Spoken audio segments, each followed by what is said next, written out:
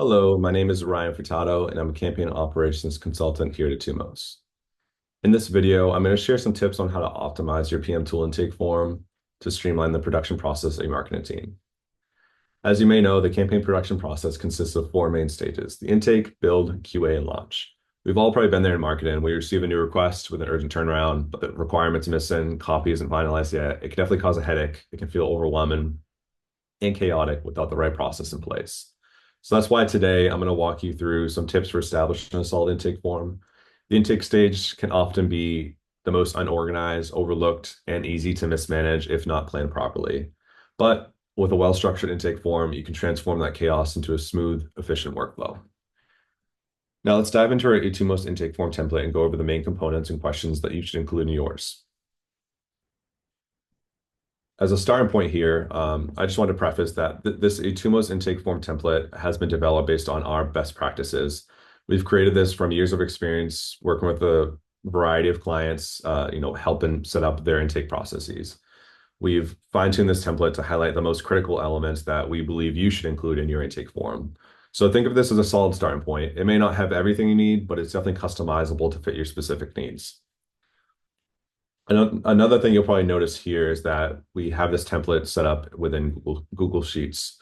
We highly recommend using a template like this in Google Sheets or Excel or wherever you want to create that before building it in your PM tool. Whether you're using Asana, Monday.com, or another platform, starting with a clear blueprint helps to prevent things from getting wonky and messy. Building a form from scratch within the PM tool can sometimes feel like you're trying to put together a puzzle with all the pieces. It can definitely get a little messy in there. So this template is designed to be collaborative across the marketing team. It's crucial to gather the input from both requesters and the production team to define, what the most efficient intake form would be prior to integrating this into the PM tool. This will, in the end, help to just save time overall and make it a lot easier to actually build the form in the PM tool. Once you have this defined template, approved across the marketing team. So let's go ahead and walk through the template now. The form begins with some basic details and general questions. This is where we'll ask for the requester's email address. If there's any other stakeholders that should be included, and then we'll also ask what type of request this is. From here, we'll want to start considering advanced logic to tailor questions based on the request type. Obviously, the goal of the intake process is to make it intuitive, user-friendly. So if a stakeholder only needs an email campaign, we don't want them to go through questions about webinar details. We don't want them answering things that they don't need to. This customization will prevent frustration and also encourage consistent use of the form. Otherwise, we don't want stakeholders to revert to inefficient methods like sending requests over Slack, which, as we know, can lead to confusion and missed details. So in this example, let's say a request comes in for marketing campaign support. Based on this selection, a branch of specific questions will appear. So we'll jump down here to row 15. This is where that branch of questions will appear for marketing campaign support. So we'll have a couple baseline questions here. Asking if there's already a program that exists for this campaign request. And then we'll get a level deeper here when we ask what type of campaign is this. So we want to now define. We know you need campaign support, but now what campaign type is this? So we can get a level deeper and make it even more, customized to their needs. So if the campaign type in this example is event webinar, conditional logic within the PM tool can present only the relevant questions for that scenario. This focused approach will help to keep the process streamlined and straightforward.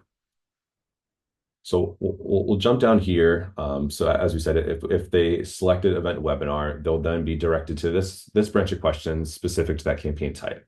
As you see here, these questions are more webinar specific and that they wouldn't apply to other campaign types. So here we're asking for event name, date of event, where will this event be hosted? Do you need an invite email? These are all great questions for this campaign type, but again, we don't want requesters filling out these questions if it's not relevant to them. Another important thing to call out too, as you see down here, we have our questions for desired send date, so we can start to label what the due dates will look like for this request. We can also leverage field descriptions to help set clear expectations on SLAs and start to set up some guardrails. It's really important to have that transparency provided right from the start.